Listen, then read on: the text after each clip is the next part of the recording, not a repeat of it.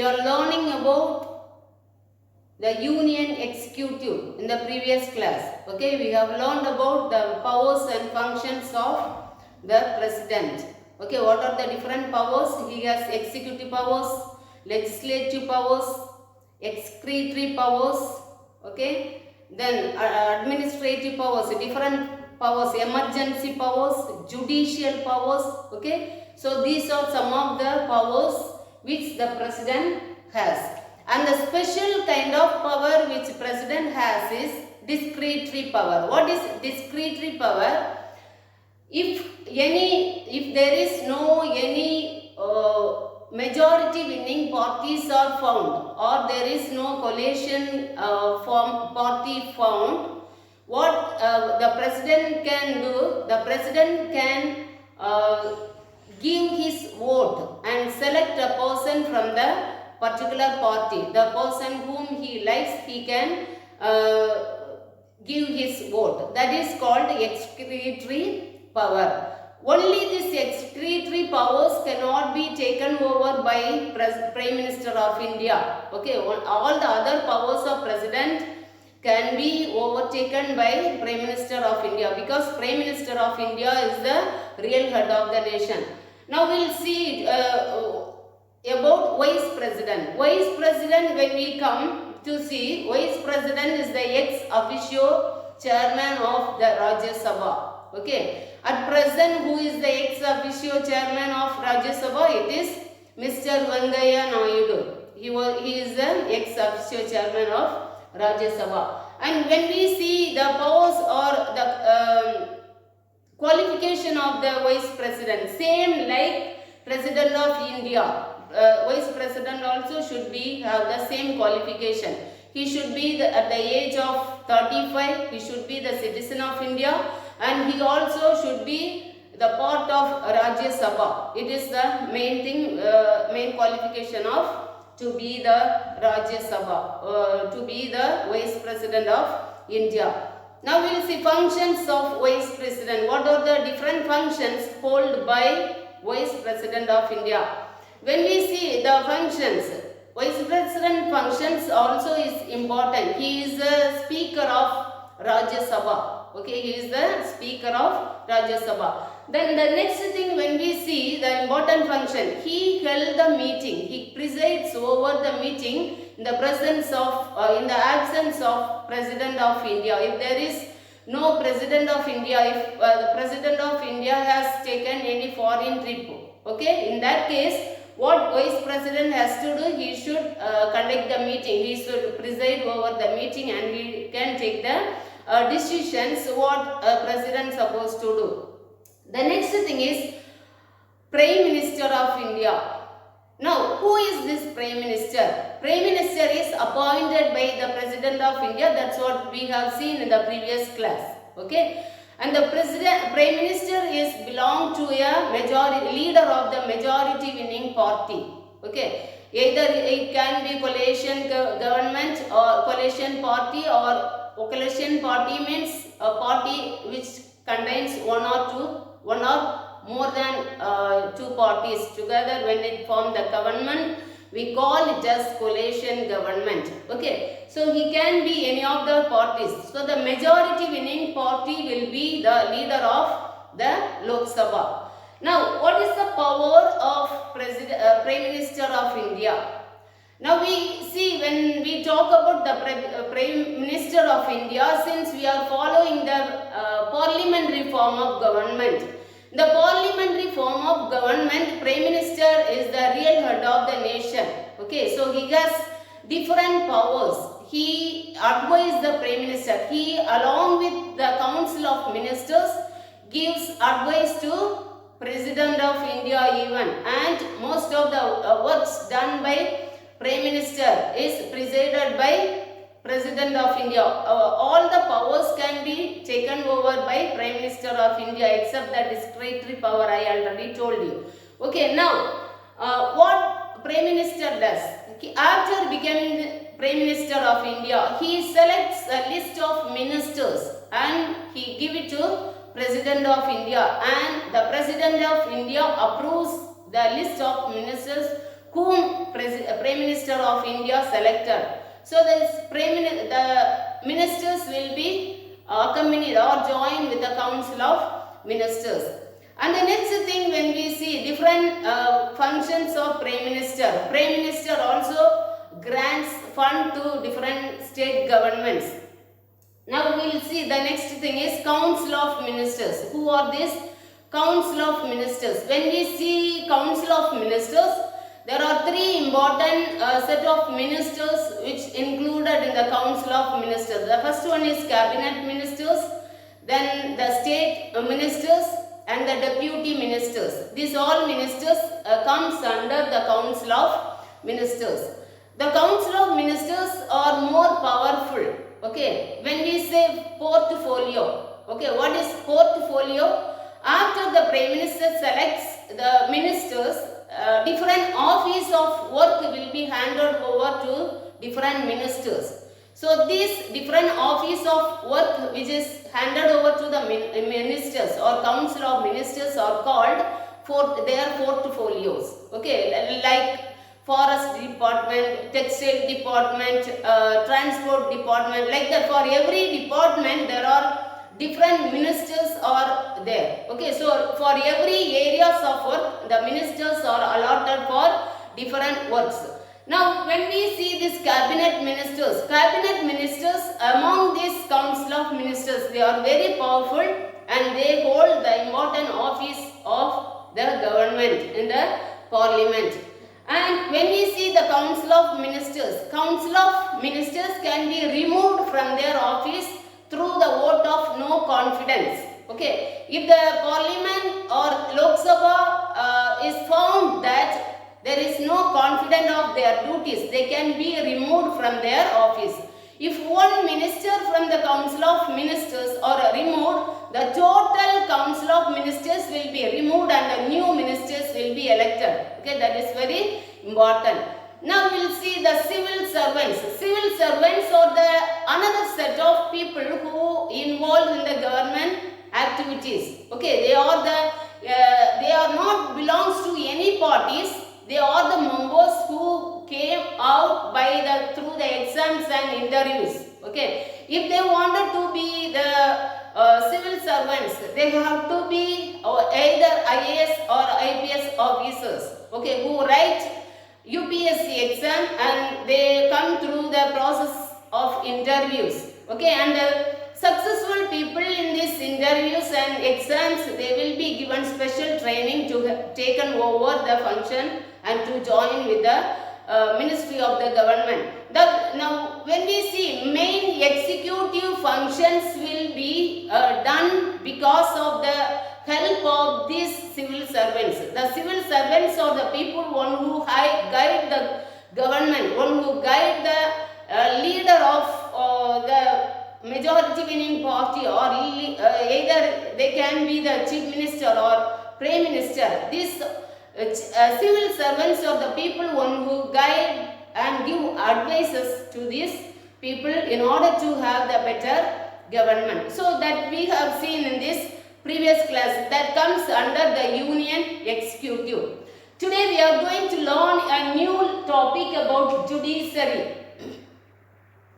When we see judiciary is the third branch of Indian government. There are three important wings in the Indian government: legislative, executive and judiciary. When legislative make laws and executive execute the laws, and the judiciary, it maintain the discipline and it watch over whether these laws are practiced properly or not. That's an important duty of judiciary.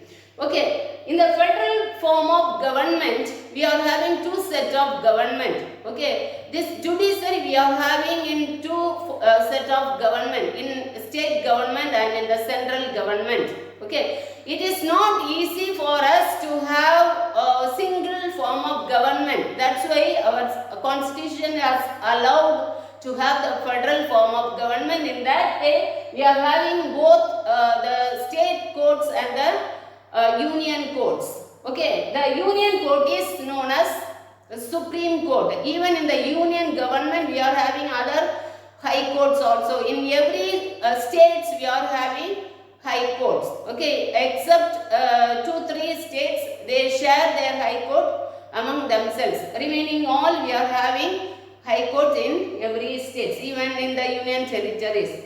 And when we see Supreme Court, the Supreme Court, there will be only one Supreme Court. Okay, talking of Supreme Court is considered as the guardian of fundamental rights. Why do we call the Supreme Court as the guardian of fundamental rights? Because Supreme Court is the highest apex. Okay, the justice which is provided in the Supreme Court cannot be changed. Okay, there is no substitution for the justice which is provided from the Supreme Court. That's why we call Supreme Court as the guardian of fundamental rights. If anybody feels that they have lost their fundamental rights, they can directly go to Supreme Court and appeal for that. It is the duty of the Supreme Court to provide the fundamental rights for each and every individual as a citizen of India. Okay. Then when we see composition, what is the composition of the Supreme Court? The Supreme Court consists of Chief Justice and other judges. Okay, the Chief Justice will be in the top rank. Okay, the Chief Justice and other judges of Supreme Court will be appointed by President of India. Okay, and in advice of Prime Minister. So the Prime Minister advises the people to appoint the Chief Justice and the judges of the Supreme Court. And when we see their composition, what is the term period? They can be in the office till the age of 65. Okay, so every Supreme Court judges can be till the age of 65. They can be in the office. And to be the judge of the Supreme Court or the justice of Supreme Court, what is their qualification? They should be the judges of the Supreme Court. Okay, they should be the judges of the Supreme Court, or else they should be the judges of any high court over 5 to 10 years, or equal to other courts. If it is equal to other courts, it should be 10 years of experience. If it is in the High Court judge, they should be hold office at least 5 years. Then they should be the prominent jurist, which is selected by President of India. Now, appointment, I already told you, he or she is appointed by the President of India. Now we will see what are the different powers and functions of the Supreme Court. When we talk about powers and functions, there are 3 important powers. Okay, that is original jurisdiction, appellate jurisdiction, advisory jurisdiction. These are 3 important powers. Apart from that, they are also having a revisory jurisdiction, okay, and court of record. Okay, they also have the special review office. Okay, they are also having special review office. Now, what is original jurisdiction? See, some of the cases that can come directly to the Supreme Court before going into other courts like any other high courts of India. What all the cases can be come to the Supreme Court directly? Okay. If any disputes between the union government or 1 or 2 state governments, or if any disputes among 1 or 2 state governments, that also come to the Supreme Court directly. Then, if any dispute among the government and individual, also that can be come directly to the Supreme Court. The next one is appellate jurisdiction. What is appellate jurisdiction? The state government deals, the High Court deals certain problems. Okay. If the parties, if any one of the parties are not satisfied with the justice which is provided by the High Court or any lower court, that can be brought to the Supreme Court. Okay, that is called appellate jurisdiction. Okay, we can appeal for the review of the jurisdiction, that is called appellate jurisdiction. Then the next one is advisory jurisdiction. What is advisory jurisdiction? Since it is the parliamentary government, the jurisdiction has the right to give advice to President of India. Whether he hears it or not, it doesn't matter. But what the Supreme Court does in certain states, okay, for certain matters, it gives its advice to the President of India. The next one is revisory jurisdiction. Now, what is revisory jurisdiction? For example, if any changes need to be bring, now when we take our constitution, there are more than 300 amendments were made. Okay, what is this amendments? Amendments are small corrections that is made in the law which is already prevailed in the constitution. Okay, so in revisory jurisdiction, here if any laws need to be get changed, that also brought to the Supreme Court. That is called what? Revisory jurisdiction.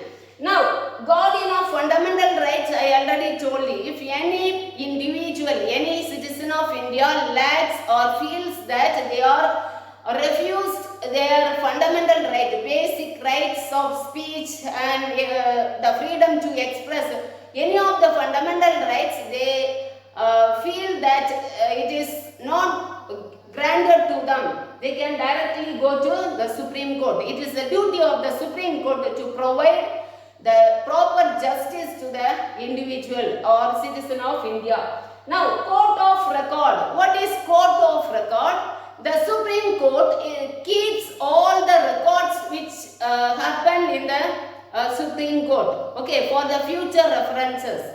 Every documents will be kept safely so that the future generation may be useful out of the record which is kept, okay, in the Supreme Court. That is the court of records. Now, we will see the high courts. In every state, we are having high courts. Okay, what is the composition of high court? In the high court also there will be a chief justice and the judges. Okay, they are also appointed by the President of India.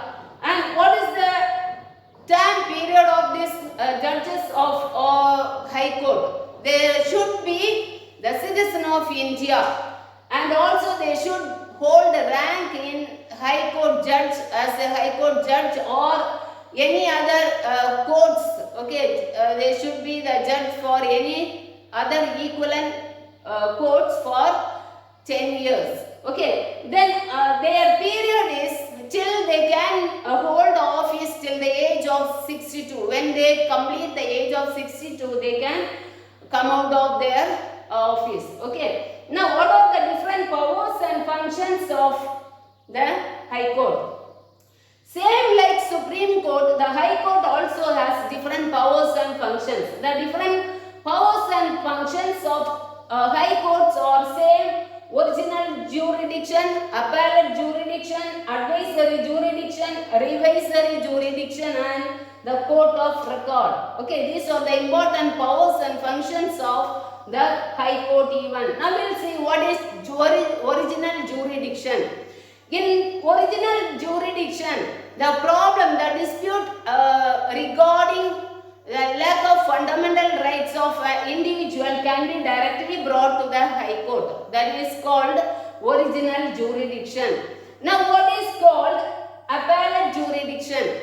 Any law, means any justice which is brought, which is granted out of the subordinate courts from the districts or in the villages, that can be brought to the High Court. That is called appellate jurisdiction. So they can appeal once again to the High Court to get their justice, proper justice. Okay, and the next thing is advisory jurisdiction. When we say advisory jurisdiction, they have the right to advise the governor of the state. Okay, it is not necessary for the governor to follow the advice which is given by the High Court, but they have the right to give advice to the governor. Now, courts of records. The High Court also keeps all the records of event which has taken place in the state court, okay, for the future references. Now, apart from that, we can see rights. Now, what are rights? Rights are the legal document. Okay, what are rights? Rights are the legal documents. Okay, the documents which, or we can say legal orders. Okay, when we talk about these legal orders, there are 5 important legal orders are there. What are they? The first one is habeas corpus. Second one is mandamus. And the next one is prohibition.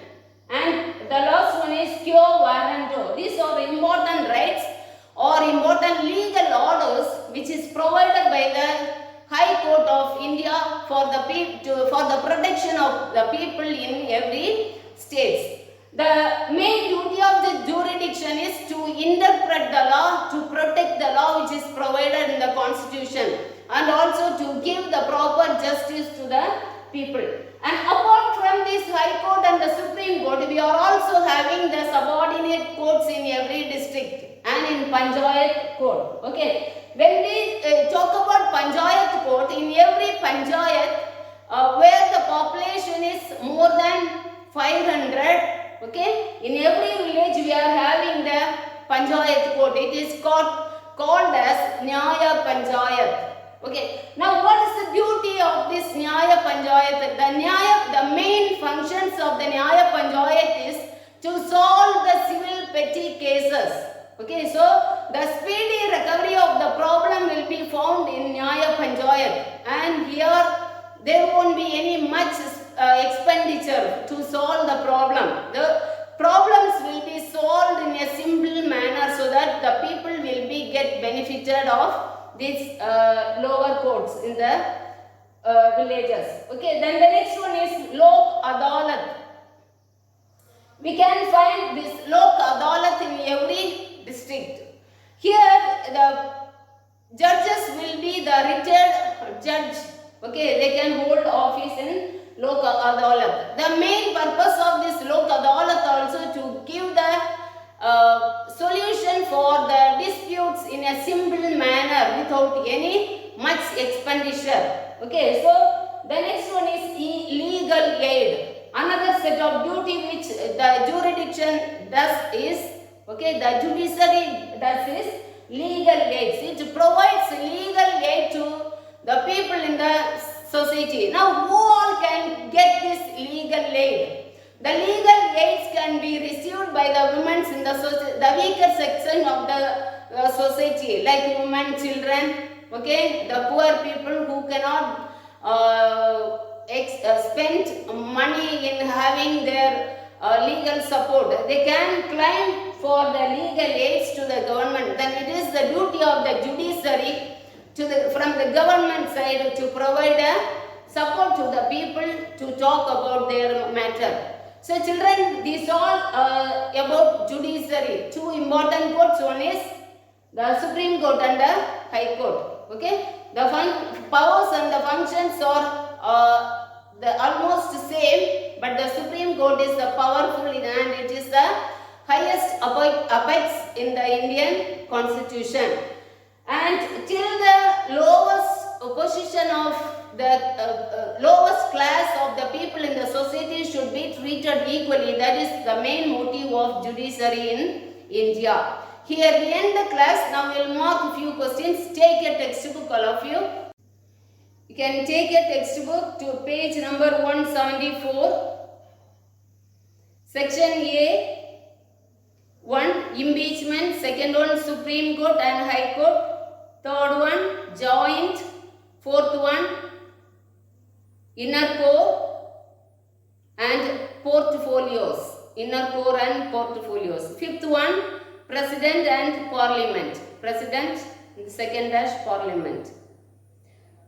Section B, first one Mr. Narendra Modi, second one Venkaiah Naidu, Mr. Venkaiah Naidu. Third one, Mr. Ramnath Govind. Fourth one, Rajnath Singh. And next one, Subramania Jayasankar. Finance, Nirmala Sitharaman. Health, Harshvardhan. Section C, President. First one. Second one, Defense. Third one, Rajya Sabha. Fourth one, Prime Minister. Fifth one is President of India again. Okay. D, first one false, second one true, third one true, fourth one true, fifth one false. E, first one Prime Minister, second one Electoral College, third one Prime Minister, Judges of Supreme Court in page 169. Third one page 69. Fourth one page 170. Fifth one page 170. Sixth one the Prime Minister and Council of Ministers. Seventh one, the Prime Minister. Eighth one, the coalition government. Ninth one, page 175. 10th one, the whole Council of Ministers. F section, first one A 168, B 168, C 169. Second one A 169, B 169, third one 169. F3, first one 170, second one also 170, third one also 170. Fourth one 163, first one, second one 164, third one 165. And the fifth one is 171, second one 171 and the third one also 171. Sixth one, first one page 172, second one page 172, third one also page 172. Now identify the building whose official residence is it now. Rashtrapati Bhavan, it is the residence of President of India. What is the residence of Prime Minister known as, the resident of Prime Minister is known as Raj Bhavan. Okay, the resident of Prime Minister of India is Raj Bhavan. The resident of President of India is Rashtrapati Bhavan. Both are in New Delhi. Okay. Now, the second one, how is she or he is elected? Page 168. Third one 5 years. Fourth one 170. Page 170.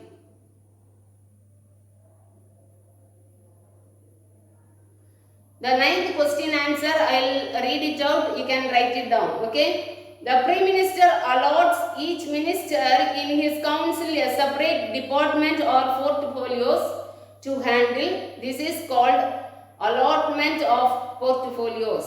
The minister then has the responsibility of handling that particular department. Okay, that is portfolio. Now turn your book to page number 182. Page 182. A section, first one single, second one New Delhi, third one 10 and 5, second dash 5. Fourth one controls, first dash, second one supervisors. Fifth question, first dash references, second dash lower. B section, first one match the following 2, 3, 4, 5, 1. Choose the correct answer in page number 183, section C. First one original, second one Supreme Court, third one state, fourth one 62 and the fifth one is Lok Adalat. Section D, first one false, second one false, third one false, fourth one false and fifth one is true. And E section, first one 177, 178, second one 178, third one 178, fourth one you can write the answer because they serve as reference in future cases. Because they serve as reference in future cases. Fifth one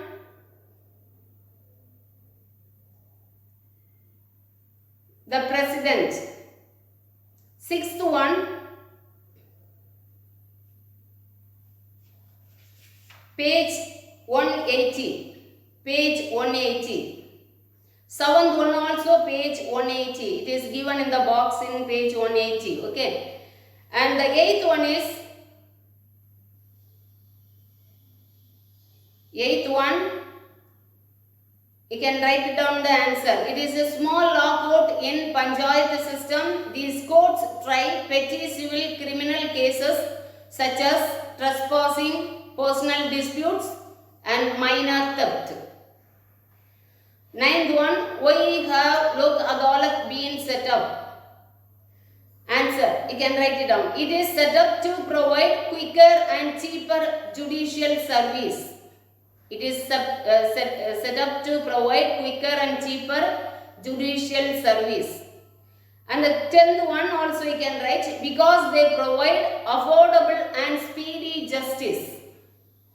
11th question also you can write it down, to make free legal aid and legal services available to the poorer and weaker section of the society.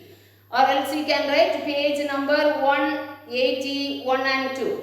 Page 81 and 2. And the next one, F section, first question, A 178, B 178, C 178. F2 1 179, second one 179, third one 179. F3A 180, B 180 and third one 181. Now come to page number 184. Identify the picture. It is Supreme Court. Second one, page number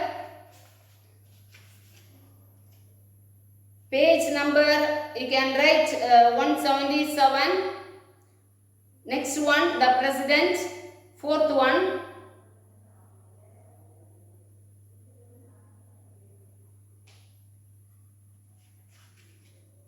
one, page 178. Then E section, third answer also you can write it down. The president appoints the judges in consultation with the council of ministers. Fourth question also, the Supreme Court is the guardian of the constitution. It can cancel a law or any executive order if it is found to violate the constitution. Children, this is all about your class. We will end the class here. Okay, prepare well and study well, write the test well. We will meet in the next class. Thank you, children.